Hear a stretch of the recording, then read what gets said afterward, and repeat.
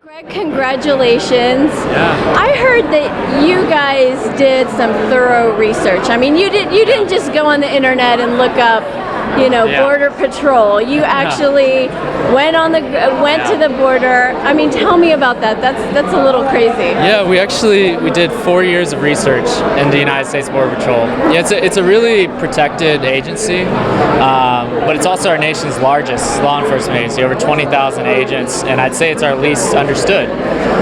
So like, how do you break past that to understand this world? And really what we were most interested is who are the real people who do the job.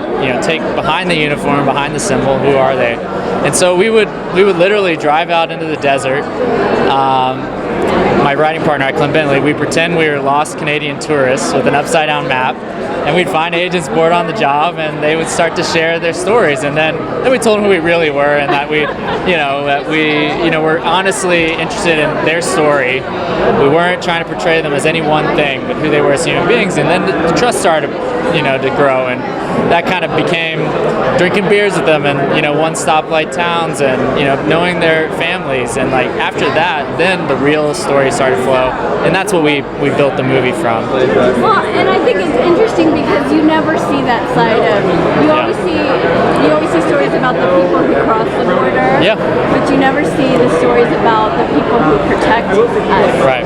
So what were some of the interesting things that you found just on your research? Well, agents are maybe our best lens in the border. I mean, oftentimes they're all alone. Their nearest support is over 100 miles away. And through their eyes, they're witnessing the true complexities of this place. And, from that point, we started learning really horrific things that they've seen that they couldn't even tell their families about, to really strange and bizarre things, to the little details of just how they do their job, and the way they track human beings, the same way that Native Americans have been tracking animals for thousands of years. But then they have all this high-tech technology, and all of that kind of comes together in this really interesting way.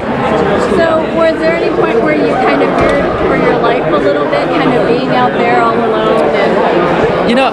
I never once was worried for my safety in the research of this movie, but I have a lot of experience working down the border in college, and there were times that I did a lot of work in Nuevo Laredo, and when the cartel violence really escalated, we started to get a little more worried. We had some experiences that weren't entirely safe, and the organization I started, we stopped being able to bring people down there at the time because it was too dangerous. Yeah, which is sad.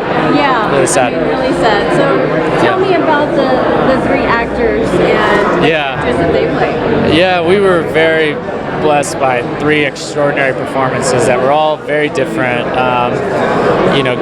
Lance Flores is played by Gabriel Luna, is a very soulful actor on and off set. I mean, he would go so far to kind of live out that quality that he brought a snow cone stand to the middle of the desert for the entire crew, And then Johnny Simmons, who plays Benjamin Davis, is such an experiential actor, to the effect that he bought this old Airstream and lived 60 miles away from the crew hotel on location, under the stars, with a dog that he bought at a Walmart named Romulus, who's a puppy. Oh my God. And really kind of threw himself in the role, and every time he would get on camera, it was always a surprise, always something that you never expected, and that really lent himself to that character. And then Clifton Collins Jr., who plays Agent Hobbs, been an excellent actor for many years, and under the greatest directors who ever worked, and he's had really memorable performances, and this was no different in that he was able to fully transform into this agent. He goes so deep into his research that when you walk into his hotel room, it's like the studio in Beautiful Mind, when you realize like the guy's actually crazy, because there's post-it notes all over the walls and pieces of paper all over the floor, and every line in the script he believes and has to understand, and you have to defend that. And it was really exciting and challenging for me to be able to step up to the occasion with an actor as solid as he is. Yeah. So where did you shoot, and how much access did you have to location and things like that? We were really fortunate to work in a small community in New Mexico called Deming. It's 20 miles north of the border. I mean, we shot on the actual border. And we had locals who played small parts in the movie that helped us clear roads, that fed us. It was really a community affair.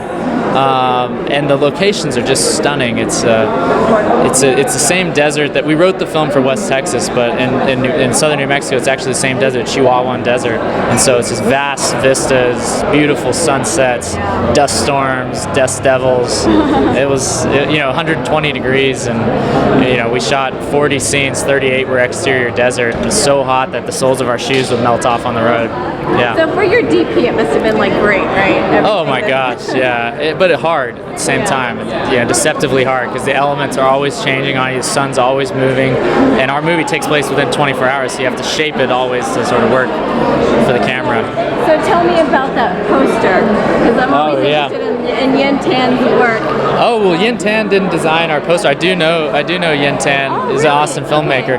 Yeah, it was actually a poster designer named Eric Buckham. Okay. And he's designed the posters for It Follows to Where the Wild Things Are, Blue Ruin, and he really found this nuanced texture to take a flag, take the checkpoint in the road, and weather it, and then underneath it, the constellations and almost the stars is like built underneath a map of Texas, and so all of it kind of rewards this very rich, visual experience. So what's next for you? It's interesting. We've been fortunate, from the people who've seen our film, and that there's a lot of exciting directions that we could go next. But really, we're just trying to listen to our heart and find something that's